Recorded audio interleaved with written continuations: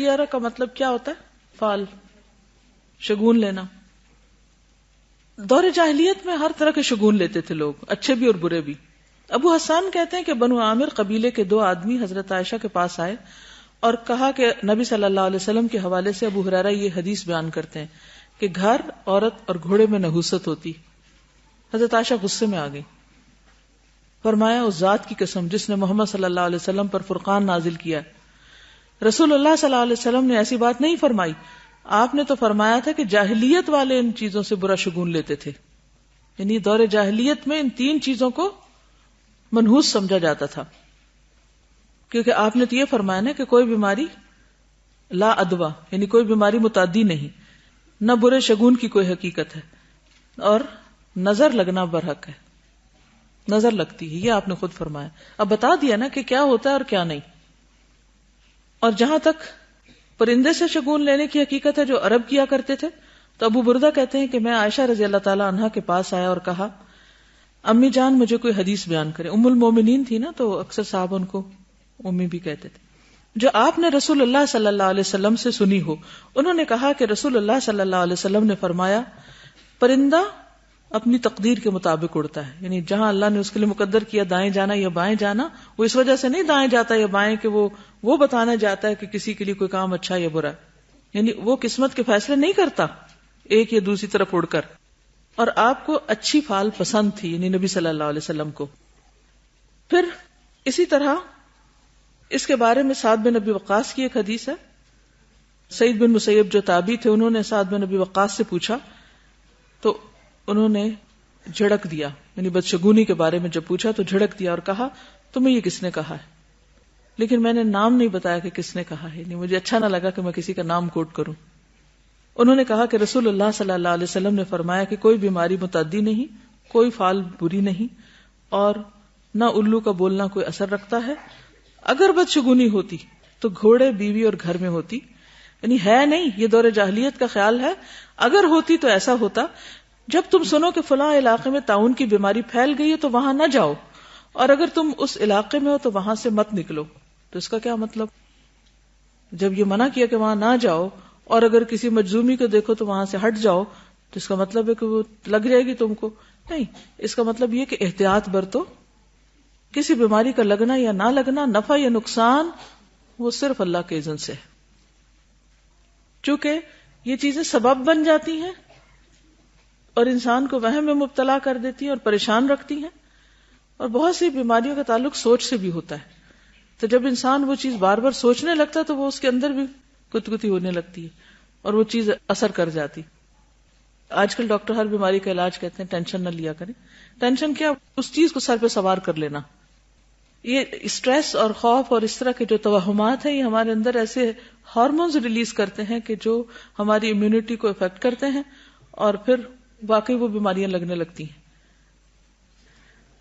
ایک اور حدیث ہے حضرت جابر سے، کہتے ہیں کہ سمعت رسول اللہ صلی اللہ علیہ وسلم یقول طائر کل انسان فی عنقہ. جابر کہتے ہیں کہ میں نے رسول اللہ صلی اللہ علیہ وسلم کو فرماتے ہوئے سنا کہ ہر انسان کا شگون اس کی گردن میں لٹکا ہوا ہے. یعنی وہ خود اپنے اچھے یا برے حالات کا ذمہ دار ہے.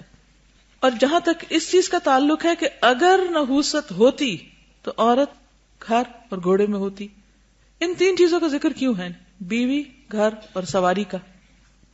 کیونکہ یہ ہر ایک کی ضرورت ہے، اور عام طور پر انسان کا ان چیزوں سے واسطہ پڑتا ہے. گھر میں وہ رہتا ہے، ساتھ اس کا کمپینین، اور پھر باہر نکلے تو سواری. تو امام نووی نے مسلم کی شرح میں لکھا ہے کہ گھر کی نحوست سے مراد اس کا تنگ ہونا، برے پڑوسی اور ان کی اذیتیں ہیں. عورت کی نحوست سے مراد اس کی زبان کی تیزی، یعنی بد اخلاقی، اس کا بے حیا اور بد کردار ہونا. گھوڑے کی نحوست سے مراد اس کا سواری کے قابل نہ ہونا، یعنی اس پہ کوئی سواری نہ کر سکے. بعض گھوڑے اکڑتے ہیں نا، یعنی وہ اگر ان کو آپ اس پہ سوار ہو تو وہ اگلے ٹانگیں اٹھا دیتے. جہاد کے لیے استعمال نہ ہونا، یعنی نیکی کے کام میں سواری کا استعمال نہ ہونا، یہ نحوست ہے. اور یہ بھی کہا گیا کہ قیمت زیادہ مگر استعمال کم. رات ہی میری کسی سے بات ہو رہی تھی اور ان کا بار بار اصرار یہی تھا کہ اچھی گاڑی لینے میں حرج کیا ہے. میں نے کہا اچھی کی حد کیا ہے؟ ایک حد ہونی چاہیے. کہا کہ اگر اللہ توفیق دے کسی کو تو فراری وہ لے لے. تو میں نے کہا وہ تو استعمال کے قابل نہیں ہوتی, وہ سواری کے قابل نہیں ہوتی, صرف شان و شوکت والی. تو 4 لوگ بھی نہیں بیٹھ سکتے, 2 ہی بیٹھیں گے اس میں, اور پھر سامان بھی نہیں رکھ سکتے. اور پھر ایسی گاڑی سواری کے لیے تو نہیں ہوتی, ایسی گاڑی تو صرف کبھی کبھار نکلنے کے لیے ہوتی. تو اتنا پیسہ اس میں کیوں بلاک کر دیا جائے؟ تو یہ بھی نحوست ہے اس کی. اسی طرح خادم کی نحوست سے مراد اس کا بد اخلاق ہونا, اپنی ذمہ داریوں کو پورا ادا نہ کرنا. اور ایک قول یہ بھی ہے کہ نحوست سے مراد عدم موافقت. عدم موافقت کیا ہوتی ہے؟ کمپیٹیبلٹی کا نہ ہونا, انڈیفرنٹ ہونا, انڈرسٹینڈنگ نہ ہونا, ایک دوسرے کے ساتھ نہ بننا, یہ نحوست ہوتی. ہر وقت لڑائی, ہر بات پہ اختلاف, ہر بات پہ جھگڑا, ہر بات پر فتنہ فساد, ہر چیز الٹ لینا, ہر چیز میں نیگیٹیوٹی.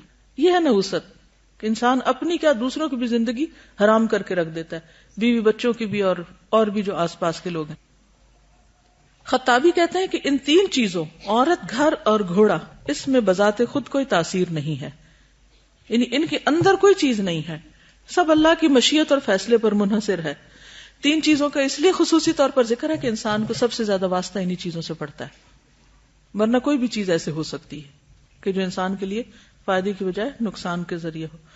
اب اگر کسی کو یہ شک پڑ گیا, وہم ہو گیا کہ کسی گھر میں اس کو خوشی ملنے کی بجائے تکلیف ہے, یا اس کا دل نہیں لگتا, یا اس کے لیے ایک وحشت سی ہے, ایک فیلنگ ہوتی ہے نا ہر گھر کی. میں اکثر سوچتی ہوں مختلف بلڈنگز کو دیکھ کر کے, ایک بلڈنگ میں جا کے خاص طرح کی سیرینٹی ہوتی ہے, ایک پیس ہوتا ہے, ایک اچھی فیلنگ ہوتی ہے, خوشی کی سی کیفیت ہوتی ہے, اور ایک میں جا کے وحشت ہونے لگتی ہے. ایسا کیوں ہوتا ہے؟ کچھ شہروں میں, کچھ علاقوں میں, کچھ گھروں میں, کچھ لوگوں کے پاس, کچھ سڑکوں پہ, کچھ ایریاز میں ایک عجیب سی بے سکونی اور وحشت ہوتی, اور کچھ جگہوں پر آپ جاتے تو ایک دم آپ کا دل کھل جاتا ہے. ایسا کیوں ہوتا ہے؟ ایک تو یہ کہ اللہ نے ہر چیز کو فرق بنایا, اور کچھ انسانوں کی اپنی خرابیاں ہیں جن کی وجہ سے کچھ علاقے بنجر ہو جاتے ہیں, بارشیں نہیں ہوتی, لوگ وہاں زکوٰۃ نہیں دیتے, صدقہ خیرات نہیں ہوتا, تو وہی زمین جو ہے وہ انسان کے لیے منحوس ثابت ہو جاتی. ایک حدیث میں آتا ہے کہ ایک دن ایک شخص نے عرض کیا, یا رسول اللہ صلی اللہ علیہ وسلم, پہلے ہم ایک مکان میں رہا کرتے تھے جس میں ہمارے افراد کی تعداد بھی زیادہ تھی اور ہمارے پاس مال بھی بہت تھا. پھر ہم ایک دوسری جگہ منتقل ہو گئے تو ہمارے آدمیوں کی تعداد بھی کم ہو گئی اور مال بھی تھوڑا رہ گیا. آپ نے فرمایا اس مکان کو چھوڑ دو جو برا ہے, اس جگہ میں نہ رہو بس. یعنی اس کا مطلب کیا ہے کہ اگر کسی جگہ رہتے ہوئے انسان کو تکلیف ہے تو پھر کیا کرے؟ ہٹ جائے. حل تو یہی ہے نا, اپنے آپ کو بلا وجہ اذیت نہ دے. اسی طرح اگر بیوی بد اخلاق ہو تو کیا حل بتایا گیا؟ لقیط بن صبرہ سے روایت ہے کہ میں نے کہا, یا رسول اللہ صلی اللہ علیہ وسلم, میری بیوی ہے اور اس کی زبان میں کچھ ہے, یعنی وہ بد زبان ہے. آپ نے فرمایا اس کو طلاق دے دو. میں نے کہا, یا رسول اللہ, ایک مدت تک میرا اور اس کا ساتھ رہا ہے اور میرا اس سے ایک بچہ بھی ہے. فرمایا اس کو نصیحت کرو, اگر اس میں بھلائی ہے تو سمجھ جائے گی, اور ایسے مت مارنا جیسے اپنی لونڈی کو مارتے ہو, یعنی غلاموں خادموں کو جو مارتے ہو اس طرح نہیں مارنا اس کو, یعنی اس کا ایک مقام ہے بیوی کا. تو بہرحال اس سے بھی رہنمائی ملتی ہے کہ کچھ رشتے تو نہیں چھوڑے جا سکتے, لیکن کچھ رشتے ایسے ہیں کہ جن سے پھر انسان کا رہنا دوبر ہو جاتا ہے. اگر کوئی شخص ہر وقت گالی دے رہا ہے اور کوئی شخص ہر بات پر نکتہ چینی کر رہا ہے تو آپ اپنا ایمان کس حد تک بچا سکتے ہیں؟ ایک لمٹ ہوتی ہے نا ہر چیز. اور پھر اس میں آپ دیکھیے کہ اس شخص کی وہ نحوست اصل میں کیا ہوئی, پھر کیا ہوئی؟ اس کی بد اخلاقی ہوئی نا, وہ نحوست ہے.